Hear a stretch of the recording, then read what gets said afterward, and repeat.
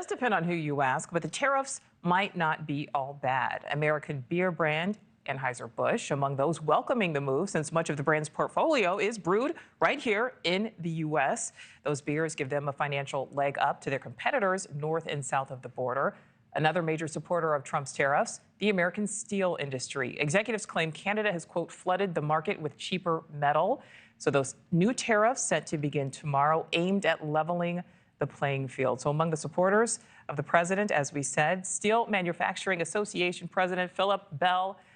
Thank you so much for giving us some of your time today, Philip. So this news of even more tariffs now being implemented, basically the president doubling down, Canadian steel and aluminum tariffs will raise to 50% starting tomorrow. How will that impact the American steel business?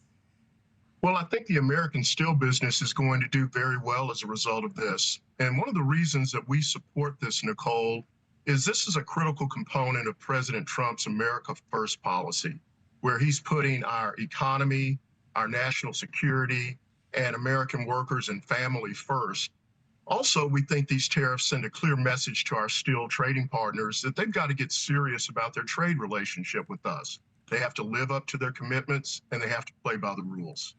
All right, so Philip, one thing that we continue to hear is we know that the president has said, hey, this is supposed to create more jobs, more manufacturing, more production here in the U.S., but those things cannot happen overnight. Realistically, how quickly do you think the steel industry can adjust to be more centralized in America so we are not reliant on our neighbors? Well, as a result of President Trump's first set of steel tariffs during his first administration, the domestic steel industry invested over $20 billion to upgrade, modernize, electrify, and decarbonize the steel industry. Many of those projects are coming to fruition as we speak, Nichole, and we're poised to take advantage of this new and bold trade policy and also a robust economy that's going to come about as a result of extending the tax cuts and getting rid of regulatory overreach. Will we see more jobs created? I mean, I think that's a simple way, that's a simple question that a lot of Americans want to know the answer to. Well, here's the luxury of the domestic steel industry. Over the last 3 decades, the American steel industry has worked hard to become the safest, most sustainable, and most efficient in the world. So we're making more steel with less people. But what this is really about is retaining jobs and also making sure that steel that's purchased for national security applications, our critical infrastructure, is produced domestically and purchased domestically.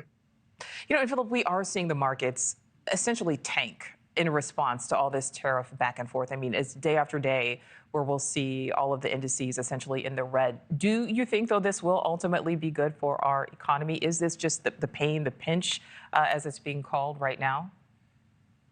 I definitely think the market will correct. As we all know, markets ebb and flow. But what we also know is for a nation to be great, it's got to have a strong, vibrant domestic steel industry. And we have to have steel trade that's based on rules, based on fairness, and not engaging with companies and countries that circumvent those rules. And that's what the president's trying to do. Do you think there's a point where this back and forth, though, has to end? Yeah, I think so. And I think it ends when our trading partners come to the table in a solution-focused way to figure out a way to have the best trade relationship that we can. What a lot of folks don't know is that 90% of the steel we export from America goes to Canada and goes to Mexico. So I'm absolutely certain that the president wants to have a good relationship with our USMCA partners. But that's going to start by them getting serious and not aiding and abetting countries like China that do everything they can to evade our trade laws. Thanks for watching. Go to joinnn.com to find NewsNation on your screen. And don't forget to click the red subscribe button below to get more of NewsNation's fact-driven, unbiased coverage.